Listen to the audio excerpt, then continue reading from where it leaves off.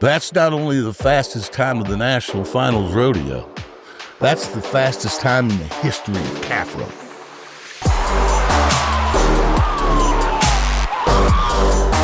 Hey guys, welcome back to the Let's Freakin Rodeo podcast presented to you by Boot Barn. Another bucket list guest today. We got Boyd Polhamus, legendary rodeo announcer, called some of the greatest rodeo moments in history. A lot of fun. Insane perfectionist, but I think it's taken him to where he is now, and he doesn't regret it. He is who he is, and he's freaking killer because of it. Yeah. I respect it. Dude loves rodeo. If there's one thing I learned, loves rodeo. He's our type of people. If you like Let's Freakin Rodeo, you will like this podcast. Like, subscribe, comment, keep the numbers running, and also new merch. Old merch, new merch, letsfreakinrodeo.com. With an N. No G. LetsfreakinwithaN.com. Check us out. Like, comment, subscribe on this video. Let's Freakin Rodeo. See you in the pod. And because I'm known... Oh, pick up. Let's finish that story. So I'm bad to do that. If we're having a production meeting and somebody is off to the side going, hey, whatever, they have an issue they're probably trying to get solved, but we're also having something we're discussing to try to get solved. So once they're done, raise your hand and say, hey, are we moving the truck before the presentation, or are we moving the truck after the presentation? And we'll all get it all addressed and we'll all be on the same page. So, and I'm bad to do that kind of thing. People know that. So me and Hambone decide that at a meeting in Sykeston that he is going to start talking to a guy that wasn't even in on the joke. He was one of the guys that runs the scoreboard there at Sykeston, and he didn't know anything, but Hambone was increasingly talking to him while we were running the meeting. And so I start jabbing Hambone a little bit verbally. I go, hey, well, we were talking about the rodeo. Doesn't matter. We're not done talking about the rodeo. When we get to your problem, anyway. So we had this all scoped out. We had it all. And that's why Randy Katari was there with his cameras, because he was Dale Brisby's guy. So the only reason Randy would be there was because Dale Brisby was there. God. And so everybody in the room just thought he was shooting Dale Brisby, but he was in on the setup. Oh, okay. So finally Hambone, I'm telling him, pay attention, and we start arguing, and he goes, that's it, I'm out of here. And he pushes his chair back and goes to storm out, and I go, you ain't going no effing where. And I get up and I walk around the corner, and I'm just ready to shove him. And we look at each other and go, I love you, brother. And we just started patting each other on the back. I bet they were like, what about these crazy dudes? Well, and that's what Hambone was mad about afterwards. He's like, not one of you were going to get up and stop you.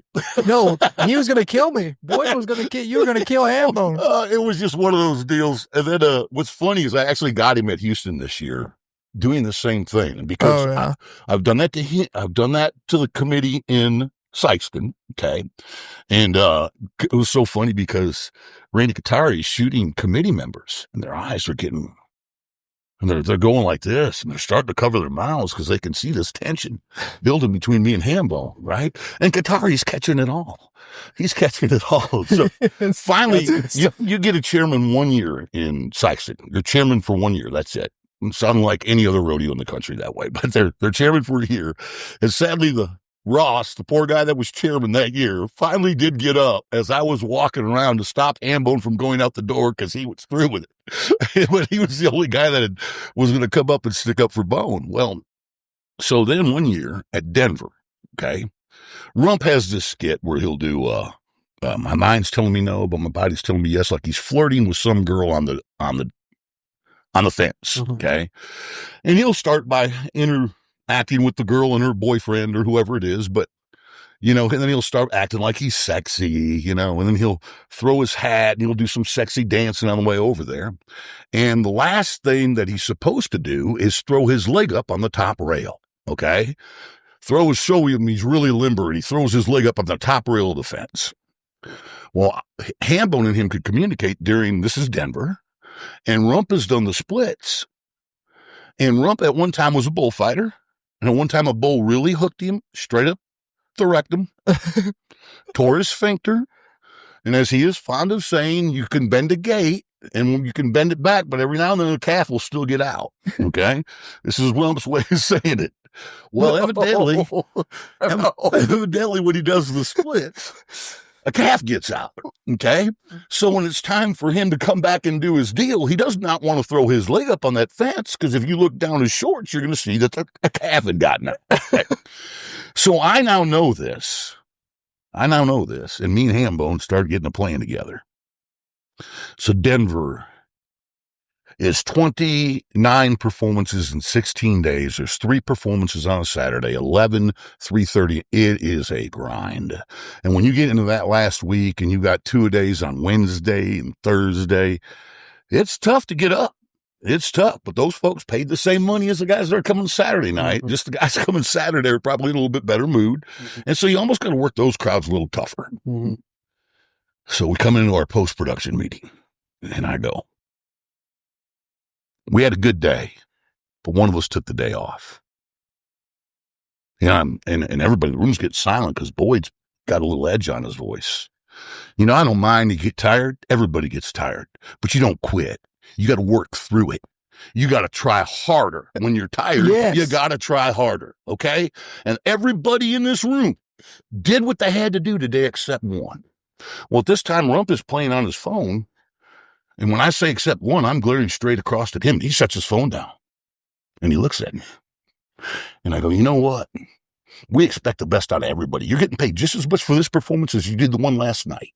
And when you didn't throw your leg up on that fence, when you were flirting with the girl on the side of the fence, she was like, I shit my pants. He said that in the meeting. Yeah. No way. So I made him confess that that's what had happened. Even though you already knew. Oh, even though I already knew, which was the whole reason I was going to accuse him of taking the day off, because he didn't throw his leg up on the fence.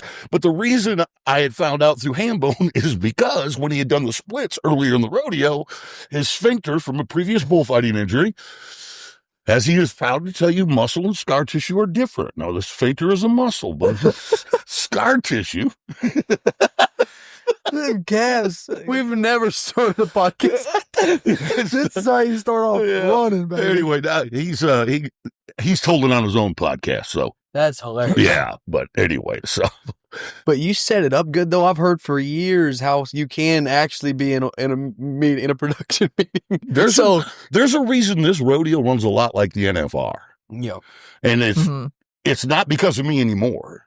But it was me in the beginning demanding we needed to look like it. Yeah. We need if the NFR is the best rodeo there is out there, okay, and it's not just for the money, it's because you're not bored when you watch it. Yep. I was just having this conversation the other day. I don't even need to be horseback here anymore. Yeah. Back in the day when we were slower and we had other things going on, I could interview a kid on the fence.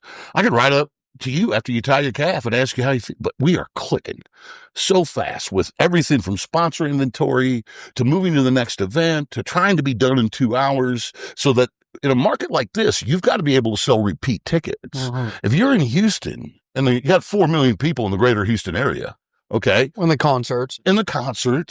But here, if somebody, you want them to come back and buy a ticket to this rodeo, when they go to slide out and go to leave, they got to wish it wasn't over. You're always better off leaving them wanting more than having had enough. And that's why in a market, what's Tom Green County, about 130,000 people maybe, in San Angelo, about 80, 90. Well, we're selling 65,000, 70,000 seats. The only way you're going to do that is if you have people who want to come back because they weren't bored and they didn't see enough of it yet. And so when I first started coming here, this is my 26th year, so 2000. Wow. We had the 4-H youth band played music. We had a grand entry with about 13 riders in it, and there was nothing grand about it at all. There were 2 who shall remain nameless, but there were 2 spouses who had a real estate company. They called Spouses Selling Houses, and they would ride 2 really fat Appaloosa horses in this 13 people in the whole grand entry parade, going around all the serpentines and all of that. Now, this is not the best way to say, hey, you really can't wait to see what we're going to do tonight. That's when I said, we got to start changing the openings. We got to start featuring contestants, because we've got all these great guys that come here, and we need to employ some pyro and employ some laser lights and get bigger screens. And get Benji Bentley out here playing music instead of the 4-H youth band, you know? Wow. But this rodeo, as y'all know, is one of the top 10 in the country. Yes, now. sir. And we're not one of the top 10 markets. Mm-hmm. You know, we're not a market the size of Fort Worth or San Antonio or Houston or, you know, even Cheyenne, Mm-hmm. you know? So, but I think the reason it works is because, and yes, you're right, Ty, there have been plenty of times when somebody was late to open a gate and get the calf scramblers in, or the mutton busting took forever to set up and it took forever to chase the sheep out. There were times, and again, as I would tell them, this has nothing to do with how much you pay me. We wrote that down on a sheet of paper. Boyd, you come announce our rodeo and I'll pay you this much to announce our rodeo. This is about making you as good as you can possibly be. And to the extent I've done this in other places and never had the success we've had in San Angelo with it because the people were willing. They were like, oh, yeah, we do want to be better. Mm-hmm. Yeah, we want to be one of the best rodeos in the country. And so, yes, I stepped on toes from time to time. I harmed some egos from time to time. But for the most part, especially where we have been for the last 10 to 15 years, we just got a group of people that really care desperately about how good this rodeo looks and how swift it's produced. So I haven't had any issues in a production meeting at Angelo for probably at least 10 years. Really? Yeah. And it's just because you're surrounded. Now, another rodeo, West Texas, okay, and I will not name it, but I take the same ideas I had at Angelo to them. They just want to drink beer. It was just a good old boys getting together, party, and having a rodeo. Now, they were raising money for some great charities and stuff like that, but they really didn't care to hear Boyd gab about how the tractor driver, one particular night of this rodeo, they tell me their queen is going to be carrying the American flag. Okay? It's the first thing we're going to do. I'm going to say hello and welcome. And the rodeo queen is going to come in with the American flag. What time's rodeo start? 7:30. At 7:30, I say, welcome, ladies and gentlemen, to the rodeo, and glad to have you tonight. If you would rise and remove cover, because we have Miss Rodeo X carrying the flag of the United States of America. I'm in a booth. She's down in the alley, doesn't even have her shapped, doesn't have the flag in her hand, waving at me, telling me to, whoa, not yet. But it was 7:30. The rodeo was supposed to start at 7:30. And so I have now got to vamp for about 4 minutes while she gets her leggings buckled and the flag in her. And you're just like, you can't do that. You can't do that. Makes your job a lot harder. I mean, it's not just, and again, really, it doesn't matter for me, except that, yeah, I'll vamp and I'll try to cover it to the best of my ability. But if you're a person who goes and the 6:00 news is supposed to come on at 6:00, if you turn the 6:00 news on at 6:00 and they're waving at you, go, no, we're not ready yet. Come back in 5 minutes. You're going to change the channel and go get your news somewhere else. Mm-hmm. And when you sell an entertainment dollar to somebody and you say, come, we're going to entertain you. And then your first impression to them is they got to wait 5 minutes for somebody to get their shaps buckled and a flag. And it makes the venue, it makes everything look unprofessional. Not just me. It makes everything look unprofessional. Mm-hmm. And those things will happen because these people don't produce rodeos year round, 50 weeks out of the year. They're not somewhere putting on another rodeo. They put on theirs in Dodge City and they put on theirs in Fort Madison. But here in Angelo, there is more pride and ownership as far as the people that are volunteers that work on raking the barrels or picking the barrels up and getting them in the back of the truck or moving the mutton busting sheep out or doing whatever you have to do in order to keep the rodeo flowing. They're very invested, emotionally invested. And when you go to places where people don't think it's a big deal and that they don't care, mm-hmm. that it's not as professional as it could be, it's bothersome, and there's times I can't hold it back. I'm getting better at it over the years. As the grays come on. Yeah, as the grays come on. Patience comes a little bit too. Yeah, patience a little bit more. And then, Mark Duncan, who was here for a long time as the chairman, he used to have this famous saying that he would come up to me and he would say, Boyd, nobody died. Okay? Because I was making big scenes out of little bitty things, you know? I was like, we got to, Mark, we can't do this. Boyd, don't jump off the water tower. Nobody died. So he actually gave me a picture one time of him with his hand on the butt of the gray horse I called Rolex, the flea bit gray that I used to ride all those times. And he's sitting up there looking at me, and I'm turning around, I'm looking at him, and underneath the picture he'd written, Boyd, nobody died. That's pretty good. He did have to talk me off the water tower because, again, got to be good at what you do. You got to be a perfectionist.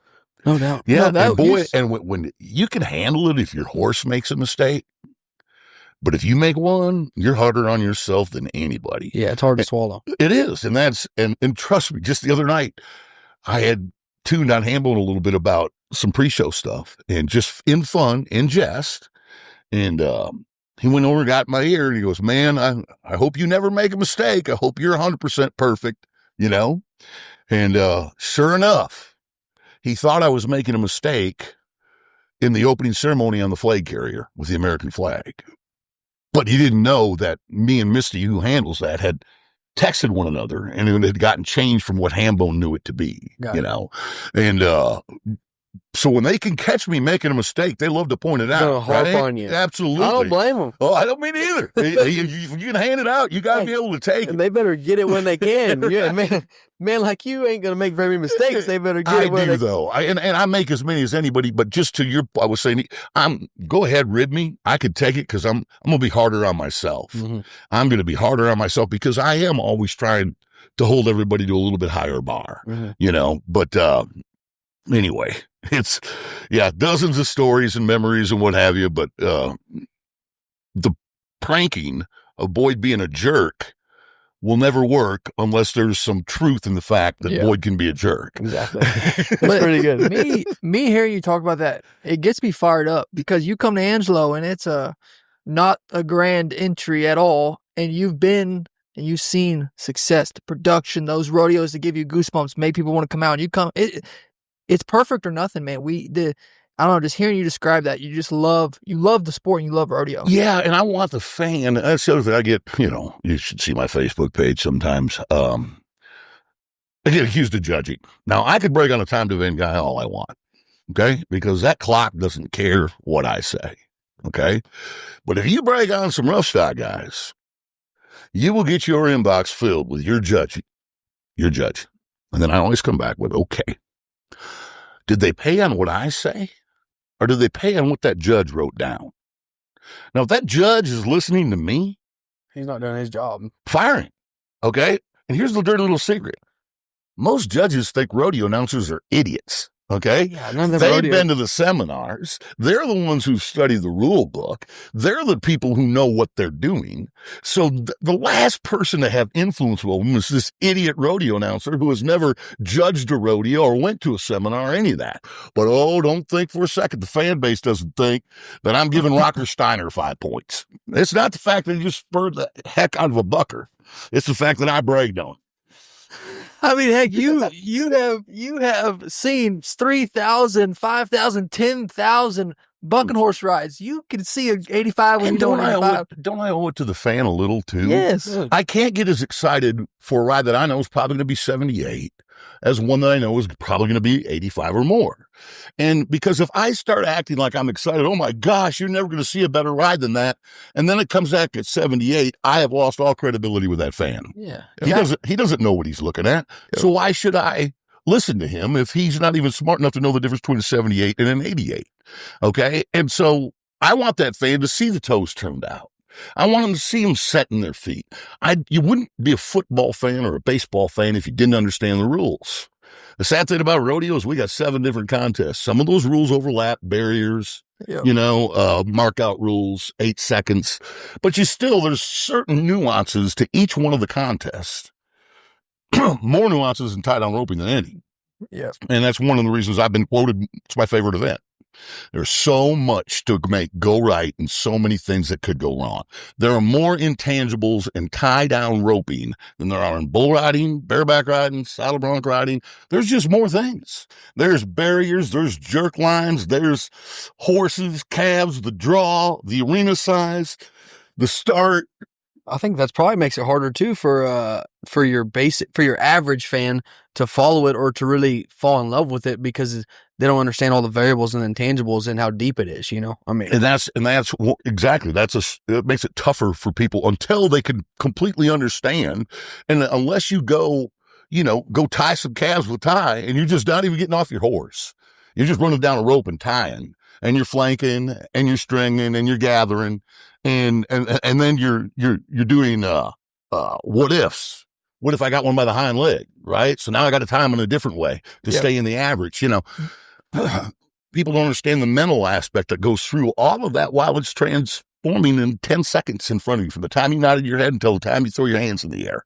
But I do want fans of the sport. I don't want I know a lot of people come to a rodeo because they're fun to watch, and I want you to have fun at a rodeo. Okay. But I want you to leave wanting to know more. Mm-hmm. I want you to want to come back and go, now I wonder why that guy rode for 8 seconds and didn't get a score. Mm-hmm. Now, why did that guy tie one at 7 and now he's got 10 seconds? Where did that come from? Mm-hmm.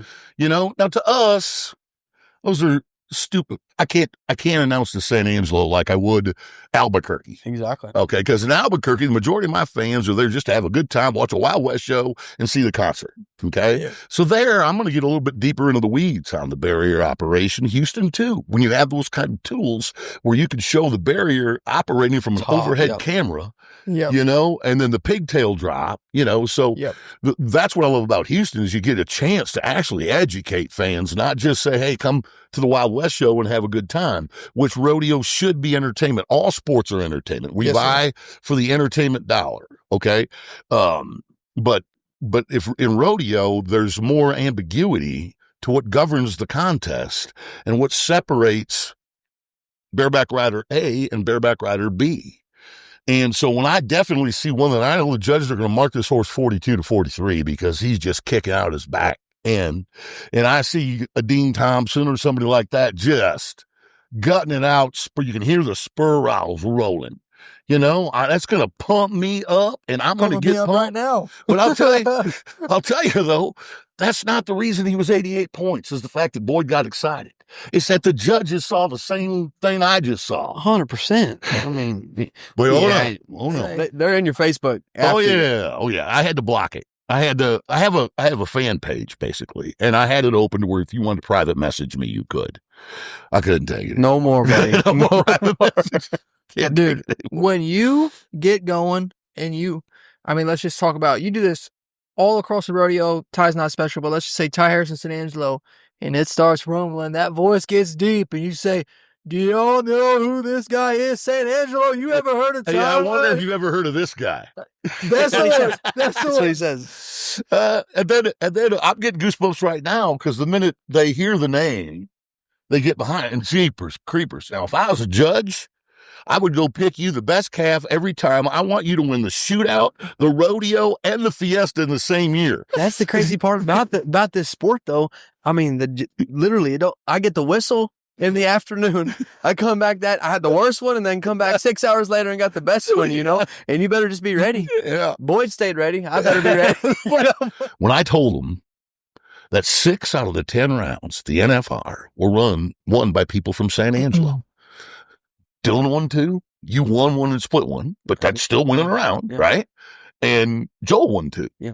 So 6 out of the 10 rounds, 15 best tie-down ropers in the world, Canada, everywhere. They're in Las Vegas, and they got 10 chances to beat kids from San Angelo, and we beat them 6 out of 10. Yep. I may have to put that in a documentary soon or something. I don't know. That's going somewhere. I'm telling you. Yeah. I mean, and they get excited every time you say it. Oh, I know. Yeah. And but it's cool. You know, it's cool. And I do the same thing if we had bull riders from Del Rio. Yep. You know, if Del Rio had 3 bull riders win 2 rounds, I do the same thing for Del Rio. I just think it's cool. And I tell a lot of people that, you know, San Angelo's the kind of community where you could end with a tie-down roping. You could start with the bull riding, end with a tie-down roping, and not lose the seat. Yeah, 100%.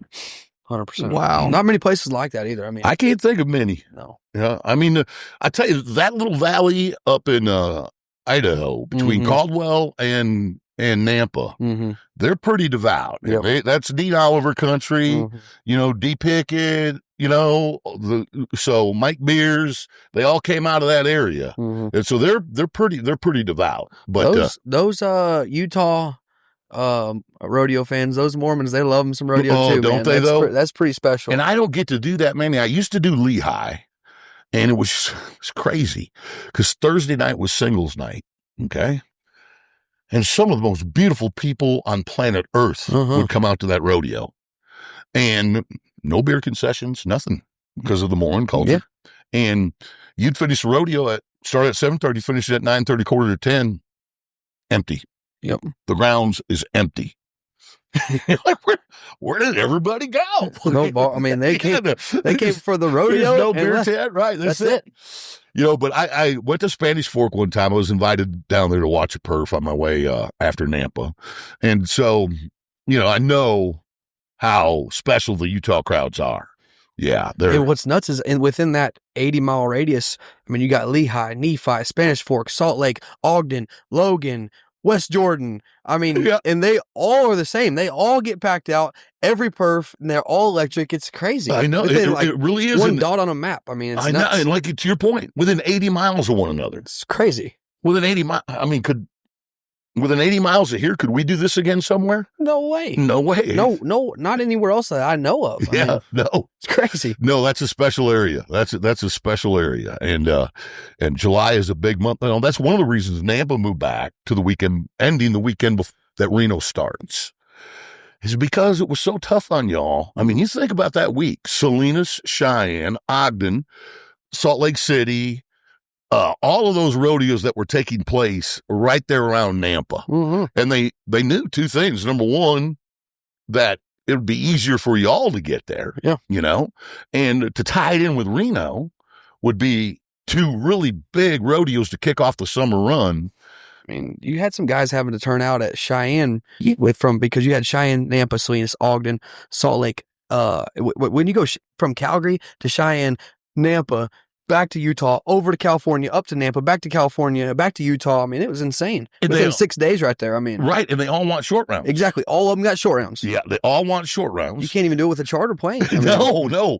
And so I'm proud that Nampa, now it cost me the college finals. I can't do the CNFR anymore because it's moving back to that weekend that they traditionally are. But I'm for the sport, for my industry, I'm glad Nampa and Reno are kind of back to back. Exactly. Yeah. So, hey guys, we're going to take a quick break from the podcast to tell you about our presenting sponsor, Boot Barn. There's a lot of things in this world that change, but we all know the cowboy way isn't one, and Boot Barn gets that better than anybody. Boot Barn ain't just selling boots and jeans. They're backing the people who feed America, protect America, and serve America. The thing is, they're proving it too.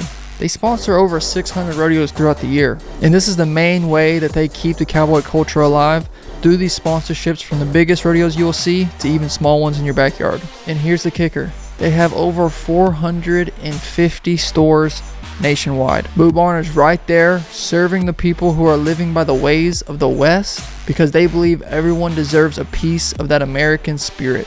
So if listening to this podcast has got you wanting to get some Western gear, you can go to any of their over 450 store locations from coast to coast, or if you're an online shopper, bootbarn.com, and they got you covered. Thanks again for listening to the podcast. Let's get back into it. You talked about where we've came to where it's been. Where does it need to go from here 10 years in the future? What are some changes in the industry, some changes to rodeo that would help it grow?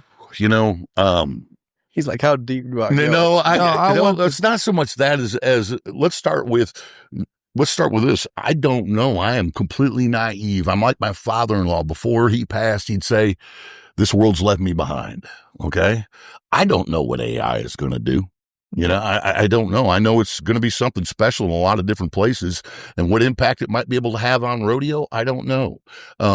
I never saw or never thought we'd see the day of a Cowboy Channel like we've seen it. And while I still think there's a lot of ways it can get better, one of the things I think the best thing about the Cowboy Channel for me is, and I absolutely hate being on it. Okay. Boyd personally. Okay. Makes the job a lot harder, you're saying? I mean, not a knock to the Cowboy Channel at all. It's just, I'll tell you why in a second.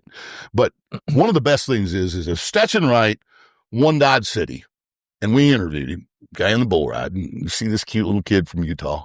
Well, normally you don't see him again. Okay. But now Stetson just went to Lovington and won it. And now you're seeing, and you're getting to know him now. Now you're getting to know him. And so if you watch the Cowboy, then the sponsors on his shirt are actually getting additional viewership. Okay. So from that aspect, I think it's been great for you to get to finally know. I've always said if people could learn to get to know the athletes as well as we get to know them in other sports. Mm-hmm. People fell in love with the Green Bay Packers because of Brett Favre, not because they were Packer fans. They were Favre fans, and he played for the Packers. But Favre was the kind of guy that you fell in love with because he was just an old country boy and tough, never played hurt all the time. So, and I always felt that if we had like a 30-30, for rodeo athletes where people could get to know them. And that's one thing that is happening with the Cowboy Channel, because the more you win and the more you on it, the more people would know Shad Mayfield today than they did Fred in his prime. Even though the rodeo fan base knew Fred, there's more population base that's going to know Shad just because of the visibility the Cowboy Channel is providing. Now, the one exception is Houston. Okay, as a rodeo announcer, I speak to the local fans. That's who I want to talk to. Mm-hmm. Okay. So let's say I'm in Dodge City and I say, ladies and gentlemen, you are about to watch the greatest outdoor rodeo on planet Earth. I don't care what they say about Cheyenne. I don't care what they say about Calgary. The Dodge City Roundup. Now, if you're in Cheyenne and you're in Calgary, whoa, pump the brake there, Scooter. All right, wait a second now. What about us? I'll make one even worse. What about Tri-State Rodeo in Fort Madison, which is another amazing outdoor rodeo? Well, why is he telling everybody Dodge Cities is the best? One time I had some people there doing this, killing some time, right? Anybody here from Oklahoma? Anybody here from Kansas? Anybody here from California? Welcome to America, right? Mm-hmm. Facebook. Blown from people in California, F you. Well, I'm not talking to you. I'm talking to Dodge City, and I'm going to say things in Dodge City that are pertinent to Dodge City. And while, yes, I love the Tri-State Rodeo in Fort Madison, it's absolutely amazing. And if I say Houston's the greatest indoor rodeo in the world, what about San Angelo and what about Nampa? So I want to talk. Here's what I've always wanted people to feel about their rodeo, like it's their high school football team. And I've got to go to it to root for it. This is my rodeo, our community's rodeo. And so I've got to support it because it's like our high school football team. So when I do, you'll notice I brag on rodeos. I don't just brag on San Angelo when I'm in San Angelo. I'm going to brag on Dodge City when I'm in Dodge City. I'm going to brag on Nampa when I'm in Nampa. But to that person at home sitting on the couch who's mad at me because I'm working with a clown while Ty's horse is reared up and went through the barrier line, and they want to see how Ty handles his horse during this. They're a fan of Ty. They want to see how he's going to handle his horse rearing through the barrier line. And they would rather see that, but here I am jacking around with Rumford or John or somebody.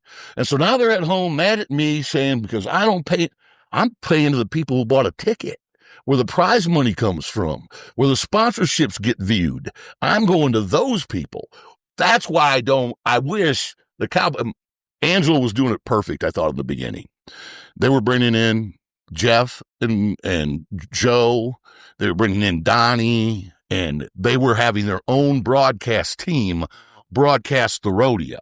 And then they were having certain cameras, if there was one on the bullfighter or the barrelman, because I'm interacted with him, they had another camera going back to the truck that was watching Ty ride his horse back in the box. So that's what Donnie and Joe and everybody else would be talking about. Justin McKee, they were talking about what the viewer was seeing at home on his television set. And to me, that's the perfect way to do it. But to hire talent at every event costs money. So Joe's not coming out here for free. Donnie's not coming out here for free. And so every other rodeo doesn't want to spend that kind of money. Mm-hmm. And in truth, there are fans on the Cowboy Channel, believe it or not, that like the feel of being at the rodeo. Yep. And so when you've got the in-house announcer, they kind of feel like we're at the rodeo, you know, and they like that feel. For me as an announcer, I don't want everything that I say being potted to 60 million different households, you know, because I'm not necessarily talking to the person back home on the couch. That was probably the most well said description of that I've heard. Because we've talked about the We've same talked topic. to some but people that and asked some was- questions. We know it makes it more difficult, obviously, Yes, Mm-hmm. but that made the most sense, right? that Yeah. does I make mean, the most sense. Yeah. Who else have you visited with about it? Well, we talked a little bit with, we talked with Matt Merritt. We kind of talked Okay. about it a little bit, but you and Matt, y'all going back and forth. I can, Absolutely. and some jokes get repeated each night. And so it makes sense why you wouldn't want that on the Cowboy Channel each night. Justin Rumford will tell me that skits, some of these- acts. I mean, Yeah, so here's what'll happen. These committees are huge rodeo fans. So a lot of the people who work on committees are watching the Cowboy Channel just to see if they've heard about Deadwood. Oh, there's those bucket shoots they talk about in Deadwood, okay? And so a lot of these fans that watch the Cowboy Channel and watch other rodeos across the country. Well, if you see Justin Rumford's dummy dance that he does with the mannequin dance. Well, and he's done that, you know, at 3 rodeos in a row because Justin works big rodeos and the Cowboy Channel puts big rodeos on. Now, all of a sudden, you're like, I've seen that act. I don't need that act at my rodeo. You're like, now, wait a second. Most of the people who come to buy a ticket at your rodeo have never seen that act. Exactly. Yeah. But so, yeah, you do run into that and imitation's the highest form of flattery. Mm. But I'm not a huge consumer of the Cowboy Channel because I use it more from a critique. I don't watch other people's as much as I do my own, right. just to see what I see that I think we might be able to fix so it'll look better or this, that, and the other thing. So I consume rodeo 365 days a year. Mm-hmm. If I have 1 week off, my wife would like me to do something else. Right. Right. For sure. So, but I will from time to time when watching, here's some of my phraseology be used by somebody else in a similar fashion, you know, almost verbatim sometimes. And again, imitation is the highest form of flattery, but, you know, so there's some of that too. There's some pirating that goes on. They'll steal a good act from somebody, or if Hambone or Benji plays a really cool piece of music right at the perfect time, they'll pirate that piece of music. And then whenever that situation reoccurs at one of their venues, they'll play it. It won't be like it's an original thought of their own. And Wow. you know, and look, it's okay. It's okay. There's, you know, you can't say that I've been fired anywhere because of somebody else was doing something better than I did and they heard it on the Cowboy Channel. You know what I'm saying? So, but there's some of that. But the biggest reason for me is one of the things I learned in college was analyze your audience. So the first time I went to Davie, Florida. Okay. I'm a young kid. I got a little wild left in me. Okay. And so I go down there on a Saturday night and I do my best Bob Tallman imitation I can do. And there's ton of innuendo. There's ton of, you know, borderline. That's kind of borderline, you know, and this crowd is eating it up. They are laughing. I'm signing autographs after this rodeo. So I'm 27 years old and these people are 11. Well, next day is Sunday, perfs at 2:00. And I use the same stuff I used the night before and they stare at me. They glare. They are not liking it at all. Saturday night's crowd are all the kids that are going to the country beer joint and they go dancing and line dancing on Saturday night. They're all going to the club and have fun and party and chase girls and boys. That's who the Saturday night crowd was. The Sunday afternoon crowd had just left church, ate dinner, and came to the rodeo. They didn't want to hear that borderline stuff. Yeah. They didn't. And so I learned very early, analyze your audience. Who are you talking to? So you're not going to see me make big deals out here about the barrier. like I do in Houston. Right. I'll show you how that barrier functions in Houston. we break one out here. Oh, you got 10. Doggone it. And most of them know exactly what you're But talking about. I'm analyzing my audience. And when you're on that channel, you can't analyze it because you don't know which household you're going into. And so normally prior to the Cowboy Channel days, I could look at an audience again in Angelo and talk to them and look at a Dodge City and talk to them one way, then talk to Nampa a little bit differently, but that's the biggest thing for me as far as making it difficult. Like I said, there's a lot of great things about the Cowboy Channel. There really is. And I think now under the new ownership, I think that they've got some ideas. You asked me what's the future. I wish I knew. Like I said, earlier in my life, if somebody said to me, Boyd, how would you make rodeo better? And to me, it was the whole Brett Favre analogy. And that is, you got to get people fall in love with the players, not just the game. They're going to be a fan of the Dodge City Roundup. But I often said, if I was Billy Etbauer and I was in my last years, I would have went to different rodeos and said, I tell you what, you give me $1,000 and I'll promise you, I'm going to ride at your rodeo. I don't care what I draw or what night they put me up. Okay. He would have had 50 venues that would have gave him $1,000 just so they could have said, come see Billy Etbauer.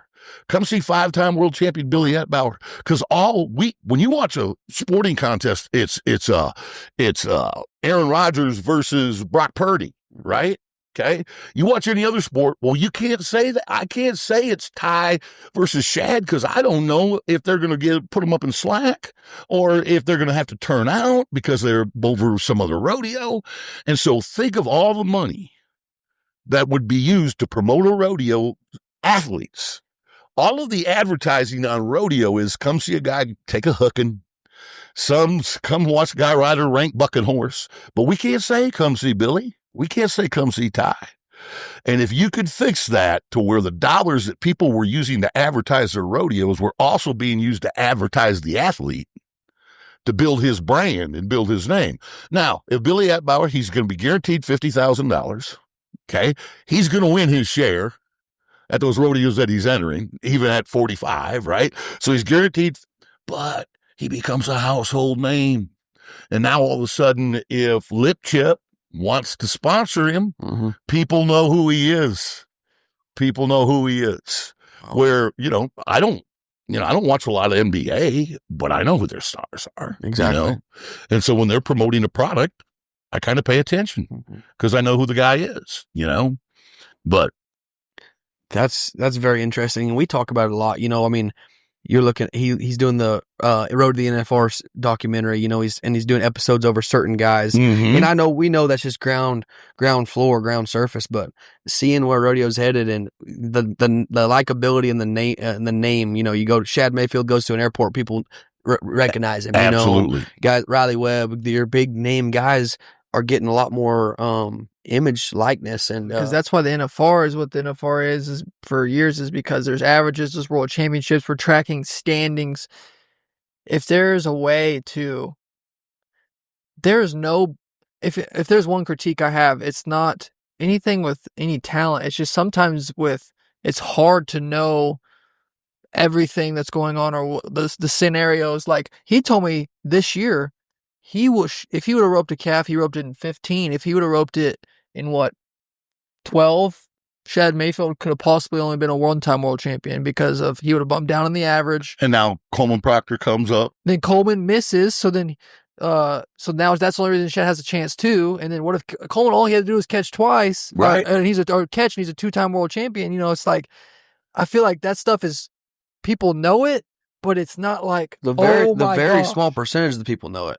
Correct. And there's a lot of guys that are competing at the rodeo and don't even know that Dean Thompson still had a chance come 10th round to win the gold buckle. Absolutely. Or that Coleman could have had a chance to win the world in the head, or Clint Sumner's, or whatever it is, all the different things that are going on. If the fans knew the exact scenarios, the exact numbers, and what needed to happen.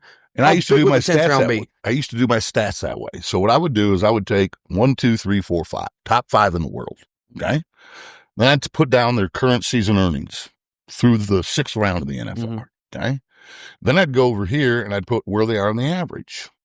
And then I would project what the average payout would do to their standing. Mm-hmm. Then how many points is Dean ahead or behind? So if so-and-so's 85, if Dean's 87, he takes over the average. If he does that, there's again, making up numbers now, there's $16,000 between first and second, and that's enough for Dean to close the gap. So then I would go all the way over. I'd have those 5 or 6 columns down on the bottom so that anytime one of the top 5, and then I would look back down and see if there was anybody outside the top 5 that still had a good shot at placing the top 3 in the average. And like in the steer wrestling, where those dollars are really tight, I would add it in, and you could see guys coming from 10th or 11th to 1. Yep. Just depending upon what other guys did.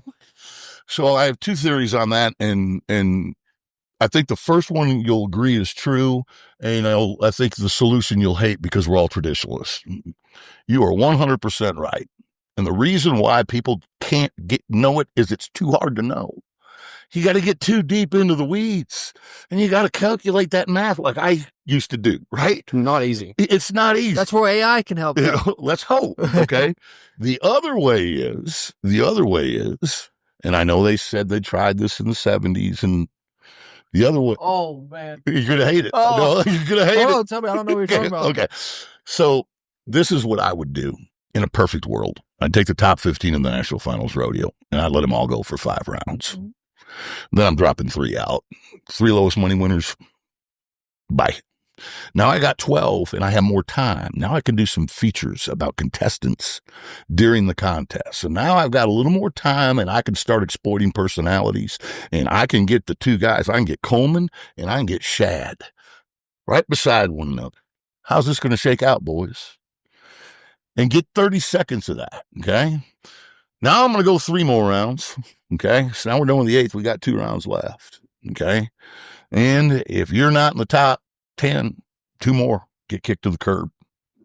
And then I do basically a Houston for the world championship. And I tier the money that way too. I don't like socialism in professional rodeo. We have it, and I understand why we have it.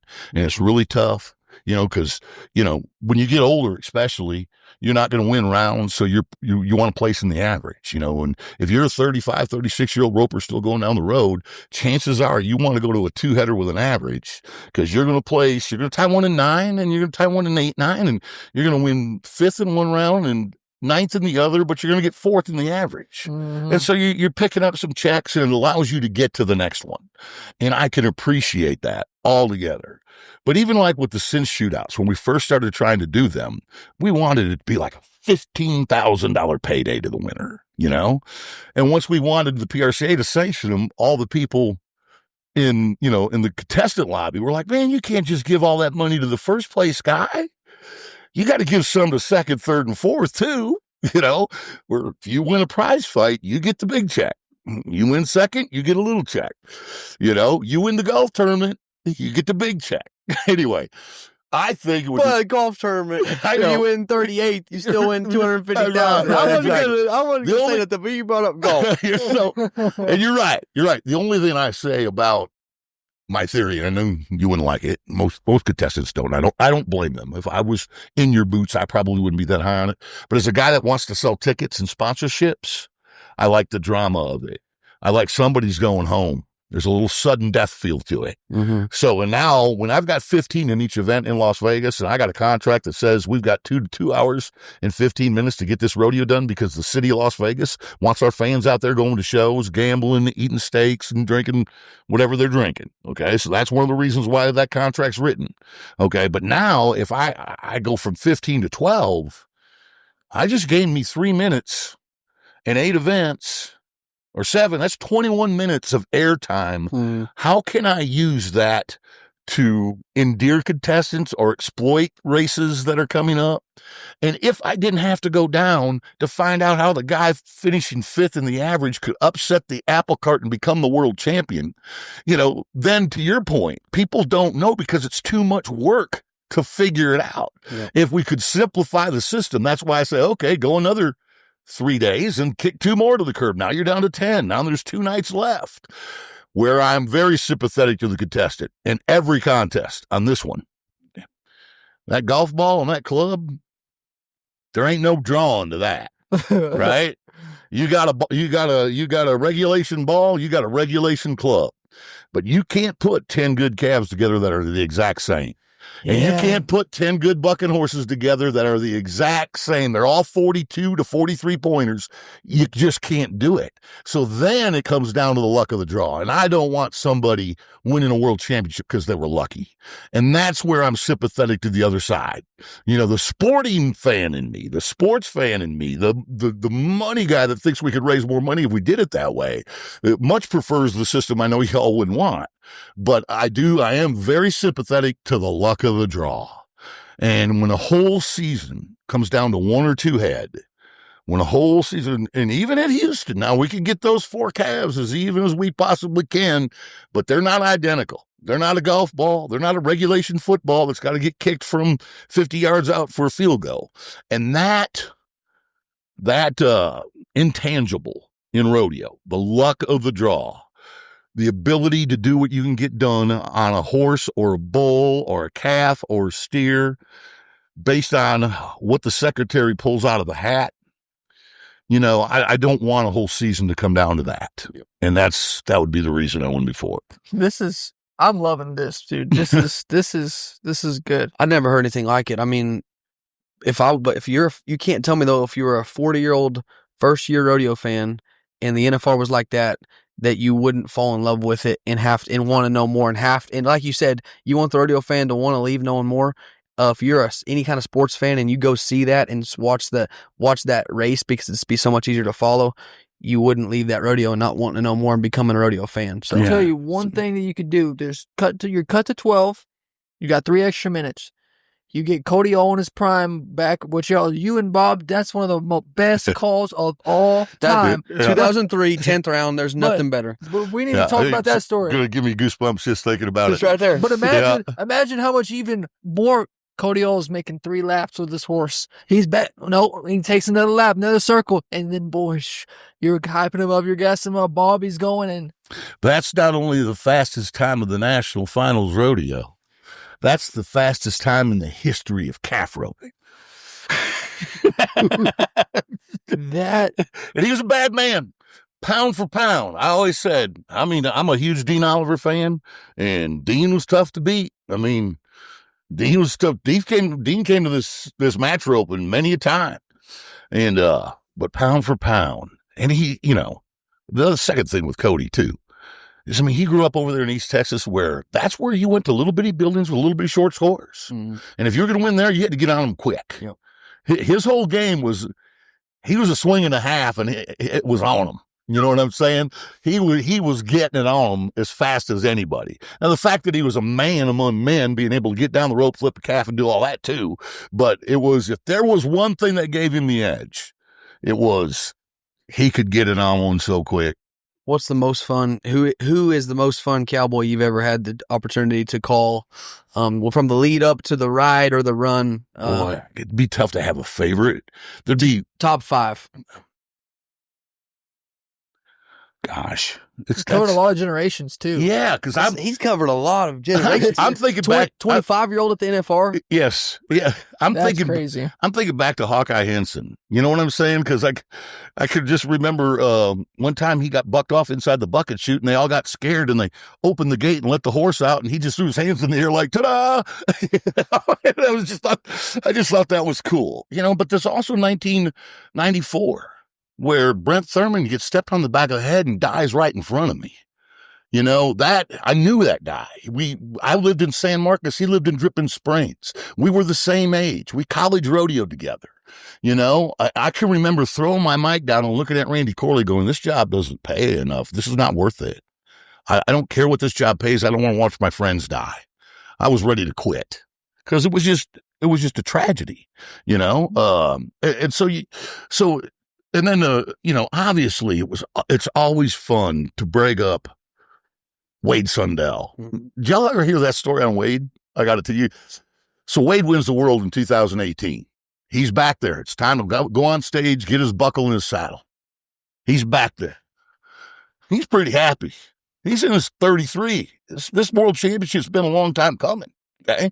He's pretty happy. So he pulls him out of smoke. And he's having them smoke while they're doing the bareback riding, the steer wrestling, the team roping. And the security guy comes up to him and goes, "Hey, dude, hey, there's no smoking back here. It's a $250 fine." Wade pulls a wad of money out of his pocket, peels off 5 $100 bills, and goes, "Put me down for 2." That's pretty good. That's pretty good. That's crazy. Yeah, but just so I've seen him make some great rides here. When we started the sit shootout here, he got on Wild Bill, picked him. Wild Bill of Stay Smith was, horseman. Cody Wright picked Sock Dancer. And at the time Cody Wright picked Sock Dancer had only been ridden one time in Ogden, Utah by Cody Wright. So I think this is cool. No way. Yeah. We need to write that down for if we get Cody. Yeah. Cody, you're going to take Sock Dancer? I mean, that horse you're the only guy that's ever ridden that horse, and that was last year in Ogden. How did you do it? You knew how. Barely. I rode him. We go, Fairly. barely. But again, so Cody was not a big extravagant talker or anything like that. And then you got the little Wild West Wade, who's a little bit of an outlaw. So to try to narrow them down to just 5 guys or have a Mount Rushmore of them, I just wouldn't be able to do it. Yeah, it's just too many. 37 years of doing this is just too many. Well, those are 2 names in the rough stock. What about some timed events that are off the top of your head? Oh, Trevor. I mean, when he won that last all-around and he knew he was going to go home and spend time with his family, and I watched him, crack up, emotionally, and I was, oh, the world champions, this guy's won. I mean, come on. I've announced the NFR 25 times. I have 25 NFR buckles. I'm going to tell you something. The 25th is not as important as the first to me, really, but this one meant the world to him. And in truth, when it comes to all-around hands, cowboys that can do it all, there's very few you can put in Trevor Brazile's category. Or even in the same conversation. Not even the same not even in the same conversation. I remember some Heartbreak ones. Rod Lyman, big bulldogger from Montana. Gosh, he got so close to winning the world championship time and time again and just never got it done in his career. And I just can remember little things, barriers, steers slipping while they're leaving the box, just stuff, obviously the race between Cody and Fred pointing at their NFR buckles, that was good stuff for me. But again, I'm a fan. I like it. And people didn't know that they were friends. They were still buddies, but they were so competitive. Both of them were just fiery competitors, and they were each one the other's biggest nemesis, If you were going to win it, if Fred was going to win it, he was going to have to beat Cody. And if Cody was going to win it, he's had to beat Fred. And so, I mean, that was great. I mean, people didn't leave for the calf roping during that era. No, sir. You went and got your beer some other time, but you didn't leave when Fred and Cody were fixing the rope. You stayed for the calf roping. Question for you now, and it may put you on the spot, but I mean, during that era, it's tie-down roping is... during which era was which event kind of like, man, the best, the most attention-getting, people are in their seats events? So you can be candid. Once the PBR was formed, and it took a lot of the bull riding talent out of the PRCA pool, okay? And there were some that would try to do both, but once the PBR got off and running, they were going. You didn't have, the Ty Murray versus Jim Sharp's Tough Hedeman type, where you had these icons of bull riding. We were getting different champions every year. So it wasn't like you had until Sage Kimsey came along, you didn't have this dominant figure dominating one contest. Mm-hmm. So very easily it was the calf roping because of those 2 figures. You can't point to another event. Even Cody Wright was a 2-time world champion. Billy Etbauer was a 5-time world champion, but you can't, Dan Mortensen won 6, but again, they were at a little bit slightly different eras, so they weren't head to head. They weren't head to head. So, easily the 90s and the 2000s of the tie-down roping, that was a woofy time. Yeah, I mean, there was a Strand Smith. I mean, Brent Lewis. I mean, you just look tough. You look at all the people from that era. Mm-hmm. that could smoke your hide in a minute. One of my favorites to watch is that 7 flat 6'9", 6'8", and 97 in the same round. Yes, Jeff Chapman started it, didn't he? Well, it was Blair, Fred, and Jeff. Yes, that's what it was. And Jeff went 6'8". He finished it on that yellow calf. So I mean, that was unreal. Can I tell you what I remember? Yes. That wasn't the run that I did it to him on, but I love Jeff. He's just so much fun. So one time we're out there, and this is before we're really rocking it with Benji's music. So this is going to be the late 90s. Benji didn't start going to the NFR till 2000. So that back then you still had the bugle player up in the room that was playing music, So once a guy roped the calf and the da-da was done, it was just for the announcers to vamp until the next guy got into the room. So Jeff is calling up his rope, looked down at my bio information, and I said, Jeff, it says you're 5'10", 155. I go, how many chicken fried steaks ago was that? He looked at me and shook his face. The boy's not a rope. You did that to Jeff. And years later, Bob Tallman did it to my good buddy Weston Hughes, calling him what he called him at Houston. I can't even say it. Weston will probably choke me. I'm like, God damn. So what did Bobby T? God, you talk about just one of a kind. There'll never be another one. Never, nowhere ever. I mean, I can't believe he still has got it like he does. Well, he still does, man. Whoa. And that voice, man. Oh, anyway. So one time, what I did have a guy tell me one time was, you don't realize this, but whenever you're surprised at what Bob just said, yeah, he's equally surprised. That's pretty good. It's fun. Yeah. We got to ask him about that. So we were filming this year at Houston. We're just filming because we go on this Space City Home Network, which is like the Astros and stuff's network in Houston. And so it's not time to roll the open yet. And so we've got about 45 seconds before we go to black and we roll that opening video. And so I don't know where we are. I think we're in a wild card. Okay. So me and Andy have picked athletes to watch, and I told Bob, I said, what we'll do here is we'll just kind of, it's win or go home. It's the wild card, only one guy. We're going to watch 6, but only one gets to keep going. Everybody else has got to go home, and, I'm just, okay. So we get done, they come to us, and the anthem is just finished. And I said something to Bobby T, and he just kind of rattled off a word salad. Didn't really say anything, He said a lot of words, but I don't know that he actually made a point. And he knew it too at the time, because he was running these ideas through his head. And that's the thing with Bobby T. He's got this brain just synapsing. It's just synapsing, and he's running what he's wanting through his head. But I've asked him to speak, so he's just kind of filling until he figures out what it is he's going to say exactly. Anyway, this is just to the house. And now they're telling me in my ear, we're 15 seconds away from going dark. And so I say to the audience, I go, we're 10 seconds away. Stand by. So now we go to black on the screen. Bob drops his mic. He looks at me and I go, Bobby T, I'm sure it made sense in your head. He goes, no, it didn't. So you made that guy's point. I go, Bobby T, I'm sure it made sense in your head. He goes, no, it didn't. But he synapses, man. I'm going to tell you, it's like I told him when he was the legend of pro rodeo, I emceed his deal in Arlington. And I said, I could tell you the very time I knew I'd never be as good a rodeo announcer as you are. I was like, we're in Houston in the Astrodome. And there's this gray horse just bucking straight down the pen. All of a sudden, the gray horse's ears go up, and this horse swoops to the left.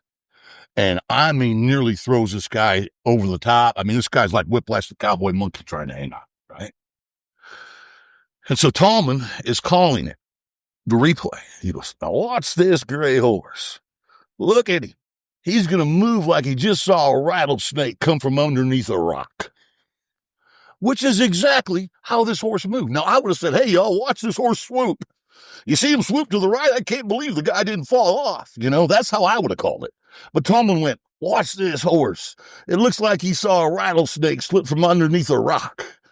And I go, where'd you come up with that? Yeah, where did you come up with that? Because I couldn't come up with that ever. He goes, well, I grew up on that.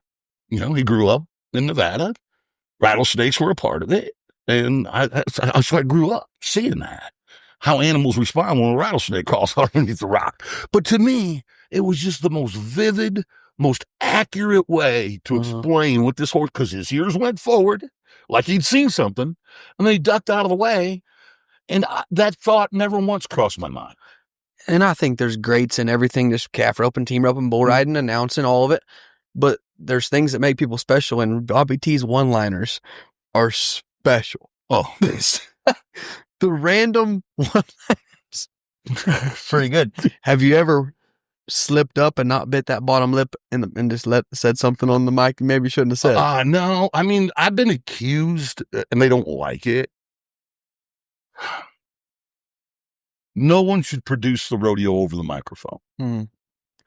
I don't like calling for mutton busters, because if 6 o'clock news and it's time for the weather, you don't say, "Hey, weatherman, come on over. We're going to have the weather here in 5 minutes." Yeah. Okay. When it's weather time, the weatherman's there. Right. So I don't like having to produce the rodeo over the microphone and saying, "Hey, would you open the gate? Let the tractor guy in." But sometimes I have to do that, or they'll never get in. They won't know because they don't know. And there's no one over there telling them. And it's a little irritating, to my fellow professionals, the Benjis and the Hambones. They don't like me doing that. Trust me, I'd prefer not to. But if we're going to, one time, this is first or second Top Gun award, and Sage is going to win it. And me and Randy are announcing that night.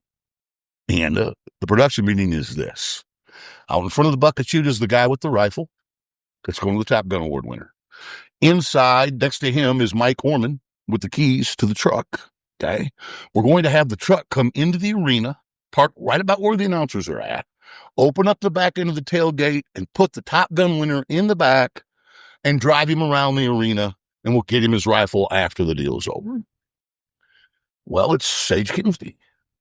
Okay. And the PRCA is handling getting Sage to where he's supposed to be. So it's time to announce the Top Gun. Here's Mike Orman with Ram. Here's so-and-so with the firearm company. Here's this beautiful truck he's going to receive for being the Top Gun award winner. And Randy would not say Sage's name. He would just keep extending, because he was looking in the arena and he didn't see Sage. Okay, because Sage was supposed to come in, get his picture taken with the keys and the rifle. They get in the back of the truck, take his lap around, right? So he's not seeing Sage in the arena. And so he's not going to say his name. And I'm like, "Say his name." He's like, "He's not in the arena." Randy, say his name. It ain't your job to put him in the arena. If he never shows up, we'll just drive the truck around without him. But say his name. He says, "Sage Kimsey," and the first one from the PRCA pushes him through the gate. Hey, listen, that microphone. So I always say, just do your job and let everybody else do theirs. It wasn't your job to put Sage in the arena. Your job was to tell everybody who the Top Gun award winner is. If they can't get him there on time, that's on them. That ain't on us. It wasn't our job to get him there. Meanwhile, Sean Davis on time. This Top Gun award is getting fat, because we've got the presenters and everybody, but where's Sage Kimsey? Well, we just can't wait for Sage. But what the guy from the PRCA who had Sage was waiting for was to hear his name. If he'd have just put him out there, Randy would have saw him and we'd have went on. But it's stuff like that, if we all just will do our job and concentrate on what it is our end of the thing to do, then usually you can have the result that we have here, which is real fast-paced, entertaining, and engaging rodeos. You and other announcers are the glue to make a rodeo what it needs to be. So let me give you your flowers too. You are one of the greatest announcers in my book that there's ever been. What advice, you being in that position, you have to a young up and coming announcers? Because it seems like you are rare. It's like there's only a few of y'all, The number one thing is what I learned from Bob Tallman, and that is you got to be you. And if Boyd's going to be a prick every now and then, I guess I'm just going to be a prick every now and then, because God made me to really be a perfectionist and to want the best out of people. I should have been a football coach, really, if I wouldn't have done this. But I hear young announcers so often try to sound like a rodeo announcer. And my advice to them is take a picture of your mom and set it next to your microphone in your stand. And when you start talking about somebody, or something, you tell it to that microphone like you're talking to your mom. Hey, Mom, you got to see this Ty Harris kid. First time I saw him was the college finals, freshman, wins the national championship as a freshman. We all knew he was going to be special. He's got a younger brother that went off on a mission and then realized he could reach more people for God by coming back and roping. And if you'd have been at Houston last year, holy cats, you talk about hair on your arm standing up. The two brothers tied, and they had to come. No, that's the way Boyd would do it to a fan, right, sitting in the stands. As I say, if I wasn't announcing rodeos, if I won the lottery, I would go sit in the stands, and when you backed into the box, I got to tell you about this Ty Harris kid, right? I got to tell you about it. That's just how you sound, though. Talk to Roger Mooney when he isn't announcing. He is the exact same guy. I mean, he talks like that all the time. Everything he's got. Can't hate a fox for being a fox, but you got to still keep him out of your hen house. That's just how Bobby T. That's how he talks. Over the microphone. You get him in a chair right beside you and you start telling rewrite stories. He's going to sound like he's on the microphone. So don't try to be a rodeo announcer. Try to tell the story and try to tell it like you would to your best friend or your mom. You don't have to sound like an auctioneer and have this rail to it. Hey, everybody, next up is, just talk to me like you would talk to me, Yeah. And if you do that, I think what happens is people, when they see a crowd, they feel like they got to talk to a crowd. No, you're talking to each individual individually. And this is the difference between me, and this is how blessed I am. Me and the guy that works at McDonald's. Because hear me out. The guy at the drive-thru at McDonald's talks into a microphone 8 hours a day. I do it for 2. His goal is to make whoever he's talking to, his customer, happy with his purchase. Big Mac, large fry, and an iced tea. Okay? So he wants to be nice. He wants to make sure he gets him that Big Mac. He wants to make sure he gets him the iced tea. And then he gets him the correct change and tells him, I hope he had a nice day. And then he hopes he enjoys the meal. Okay? So what do? I talk on a microphone, and I'm trying to get my customer to enjoy my product and like the way that I did my job. The only difference between me and him is he talks to them at one at a time, and I talk to them thousands at a time.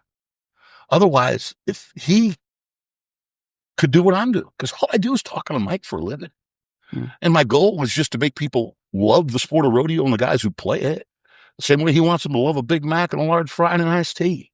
And so I don't assign as much weight to what a rodeo announcer is, but I assign a ton of weight to his value. Because this is why sometimes I have to justify my fees to different places that I work. And I will say, like at Denver, which is, it's by far, and they know it, but it's by far on a per performance basis, not a very good paying contract. But I have to say to them, so let's do this once. What's your average ticket price? $50. Okay. Am I 1/50th of the fan experience? Am I 1/50th of it? Because if I am, there's 8,000 people in that Coliseum today. You'd be paying me $8,000. You ain't paying me 50 cents, 25 cents, not even a dime on the dollar. Okay? Let me back it up some more. Turn me off. Just turn the microphone off. Okay? And leave the signs, the names on the screen. Ty Harris, 7 flat. Sponsor is First Community Federal Credit Union. Okay? Leave all that up there. Turn me off. And then make one announcement. For $1, we got a guy that knows everybody here, that knows all the rules, will explain them to you. We'll tell you if the guy has won something, if his wife just had a baby, if he's had this horse before. But if you want that, it'll cost you $1. I'm going to bet you 75% of them pull out $1. How much you give for a Coke? We can get $8 for a Coke. Okay. Well, what if I went and sat down next to somebody and said, tell you what, you buy me a Coke. You buy me a Coke, and I will tell you everything about these guys. I'll explain the rules, why they got a 10-second, why that healer got disqualified because he threw his rope too quick. I'll tell you about the clown. We'll have some fun. He's a buddy of mine. We'll make you laugh. Just buy me a Coke. Well, if 8,000 people buy me an $8 Coke, that's $64,000. If I'm worth a Coke. Okay? So announcers have immense value. I can't guarantee you a 90-point ride. All I can't guarantee you a 7-second flat run. The only thing I can guarantee you is you're going to enjoy your time with us, and that makes it more likely for you to buy a ticket again. If you come and you don't have any fun, and you're bored and you're uninformed, chances are you're going to take your entertainment dollar and spend it on someplace where you weren't bored, where you were entertained, where you weren't left being bored while somebody drags a tractor, and so to me, that's our value. No one buys a ticket to hear me or Bob. They don't. But we're one of the largest reasons they'll buy a ticket to come to the Houston Rodeo next year. Mm-hmm. Because if we do our job well, then they're going to want to come back and enjoy the rodeo again. And again, it's not because it's Boyd or Rump or Matt or any of us. We have a role to play in making this an entertaining 2 hours for our consumer, making sure that our sponsor inventory get their dollars worth, whether it's a Shannon Vision screen or an Apex matchup of the night. All of these people who are paying in to fund this rodeo also have that coming. And I never once mentioned that earlier. Go, oh, what are you raising in sponsorships? And you're expecting me to say them all? Give me 10% of your sponsorships. So like I say, we're really no more talented than the guy that works at McDonald's. Okay, because he's doing the same thing we're doing, talking into a mic, trying to make customers happy.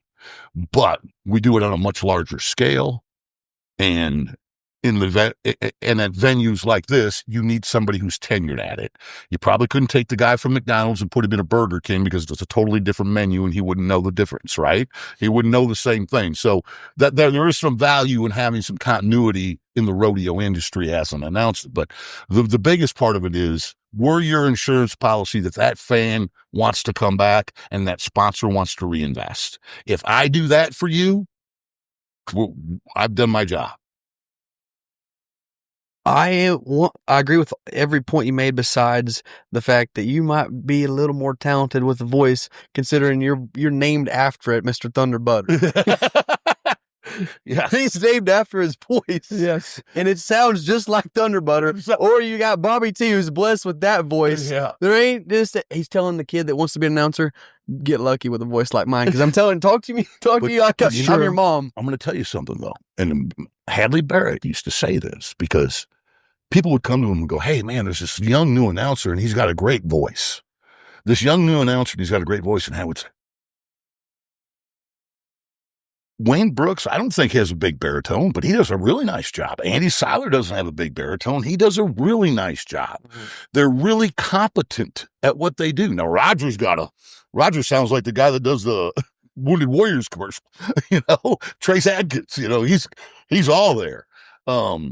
And Tallman is uniquely Tallman. Hadley had he called it his bourbon baritone. But the thing that Hadley had is Hadley had a laugh that was infectious. Mm-hmm. And he would just start laughing, and you just love him because he was just such a lovable, laughing man. Yeah.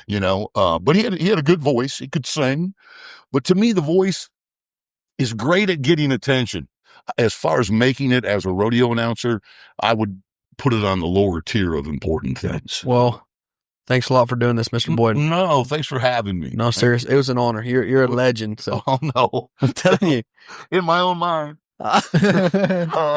No joke. Seriously. I told my dad I was getting this one. He said, "No shit." I said, "Yes, sir."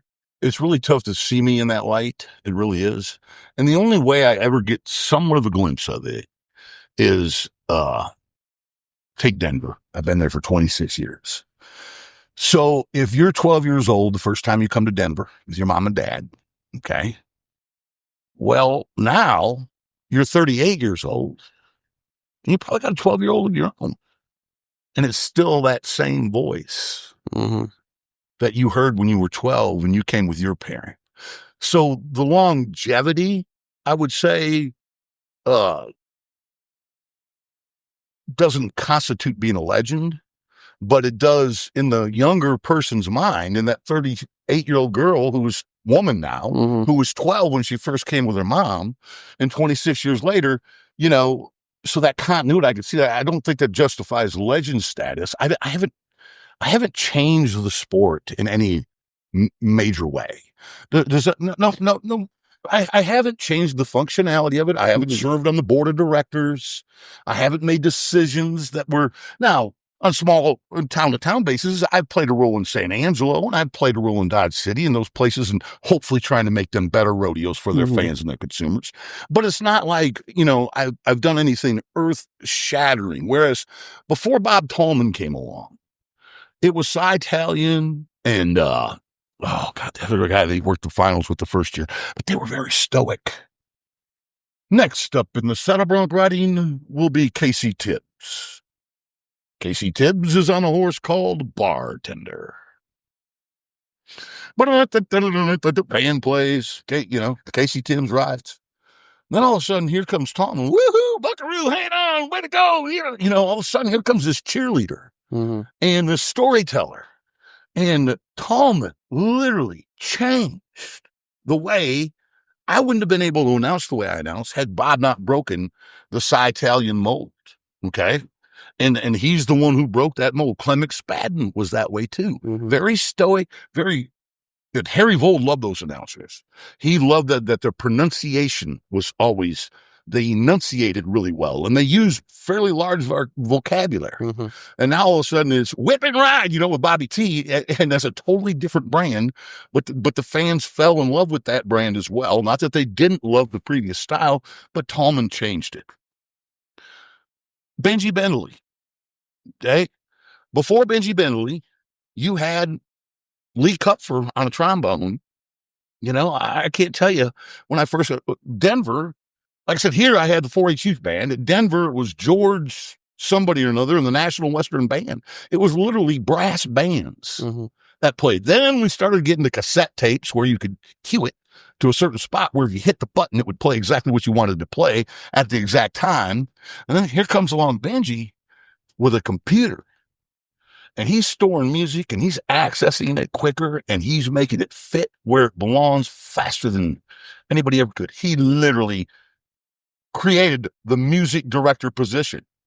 There was no music director position in rodeo before Benji came along. And then, a bunch of copycats and then some who went and as Hambone has his own brand of talent, used different music, different styles in different places. But he's still doing what Benji started with, the computer. Yeah. I can't point to anything that would give me that status. Does that make sense? Other than longevity and the fact that some kids who are now competitors remember watching me call the ride when Cody Oh in the 10th round. That's what makes me a legend to you, but it's not what I've done. Yeah. It's just that you grew up listening to me announce the National Finals Rodeo and all of those memorable moments, either Bob or I or Randy and I, have our voices affiliated with that. And so, for sure. And so that's kind of why you're kindly giving me an honor I'm not sure that I deserve, but change a lot of kids' lives. That I think that makes you legend status. I mean, rodeo deserves the announcers who give those great calls. Yeah, you're not actually doing the ride or nothing, but it deserves the moment.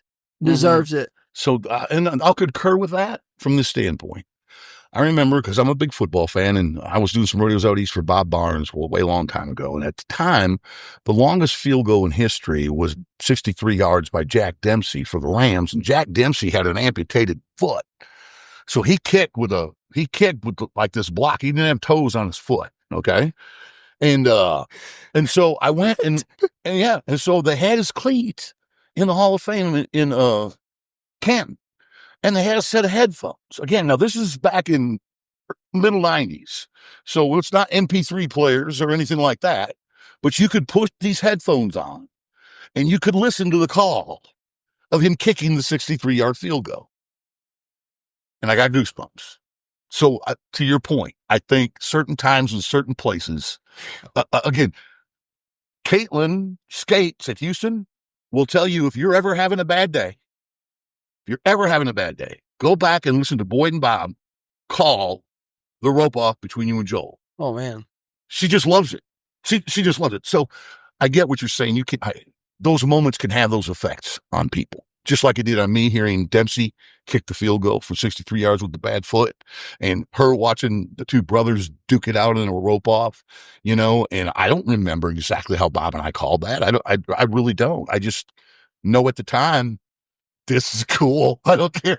You don't see this, this will be, and the one brother helping the other. And it's just embodied the family that rodeo is, yes, this is real blood helping real blood, but watch those bulldoggers. Yeah. My gosh, they're all family. Well, that's not to say some of them don't get along with some of them as good as they do others, but they're largely there to help their competitor. This is one of the things I love about the sport of rodeo is, it's not me against you. It's me against that calf, that steer, that bull, that bucket. We've said that in multiple episodes. We need to kind of make like a compilation of that, because that's what rodeo is, and that's what makes it so special. I mean, you're not going to find it anywhere else. No. In football, they'll steal your signals.